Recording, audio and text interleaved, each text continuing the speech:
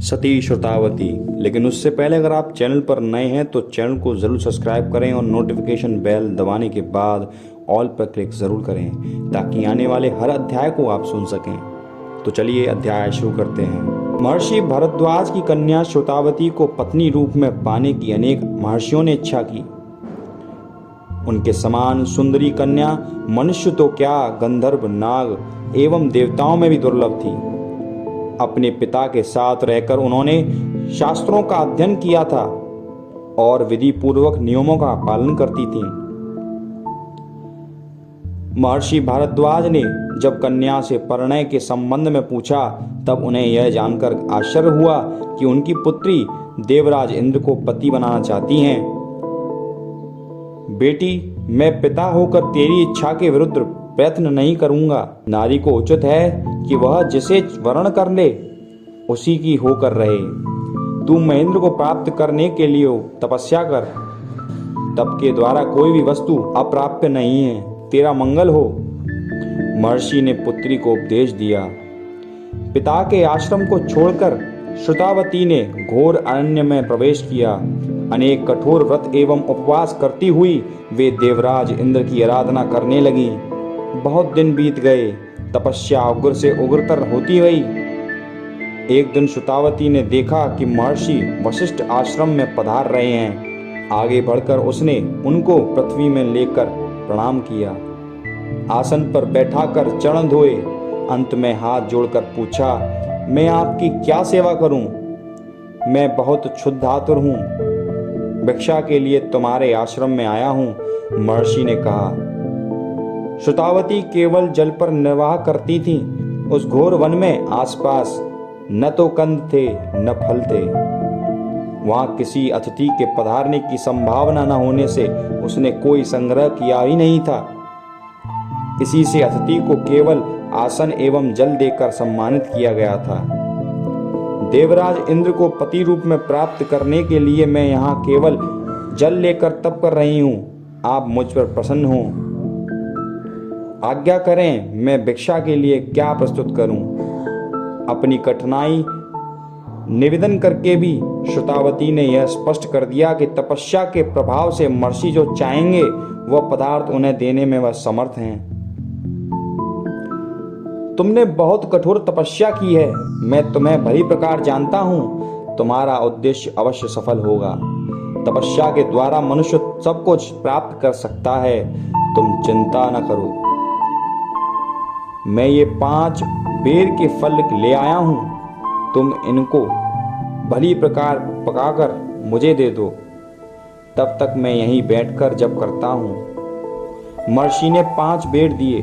श्रुतावती ने समझा कि वृद्ध होने से बेरों को इसी प्रकार खा लेने में ही ऋषि असमर्थ होंगे। उसने उन्हें ले लिया। स्नान करके स्थान लीपकर पत्थरों के टुकड़े रखकर चूल्हा बनाया।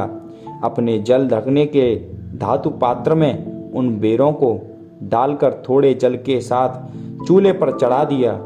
अग्नि प्रज्वलित की।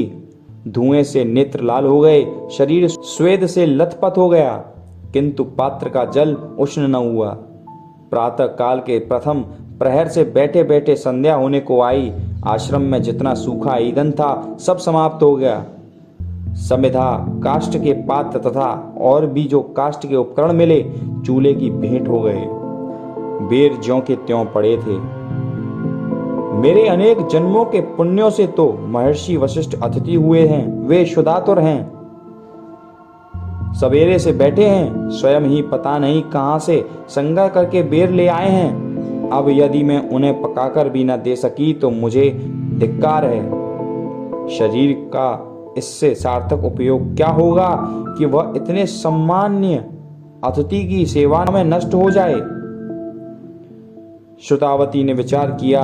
ईंधन अब नाम को भी नहीं रहा था। चूल्हे की अग्नि शांत होती जा रही थी। वन में जाकर काष्ठ संचय करने का समय भी नहीं बचा था।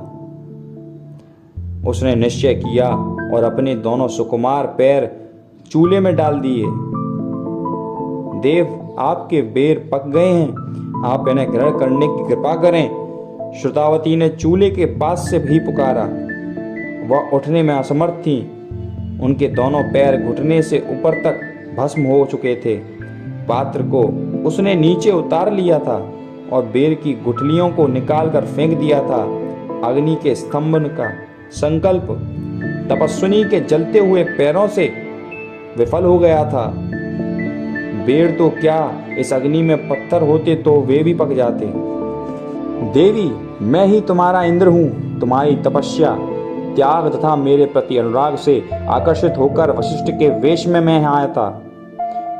अतिथि के लिए अपने शरीर को आहुति कर देना तथा शरीर के जलते रहने पर भी प्रसन्न एवं श्रद्धान्वित रहना, वह तुम्हारा ही कार्य है। तुम अवश्य मुझे प्राप्त करोगी। श्रुतावती ने देखा कि दिव्य मणिमय मुकुट कुंडलादि से आभूषित वज्रधर इंद्र उनके सम्मुख उपस्थित हैं। यह दृश्य देखकर उनके नेत्र भर आए।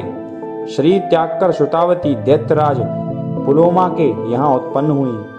महेंद्र ने शची के रूप में उन्हें अपनी अर्धांगिनी बनाया। श्रुतावती का वह आश्रम बदरपाचन तीर्थ के नाम से प्रख्यात हुआ। महेंद्र ने उस स्थान के संबंध में कहा, जो पुरुष निष्ठापूर्वक एक रात्र भी यहाँ पर निवास करके इस तीर्थ में स्नान करेगा, वह शरीर त्याग के अनंततर देवलोक प्राप्त करेगा। और यहीं पर सती श्रुतावती अध्याय समाप्त होता है। लेकिन अगर आपने अभी तक बाकी के नारी अंग कल्याण के अध्याय नहीं देखे हैं तो हमारे चैनल पर जाकर देख सकते हैं। साथ ही साथ आप सुख सागर को भी सुन सकते हैं।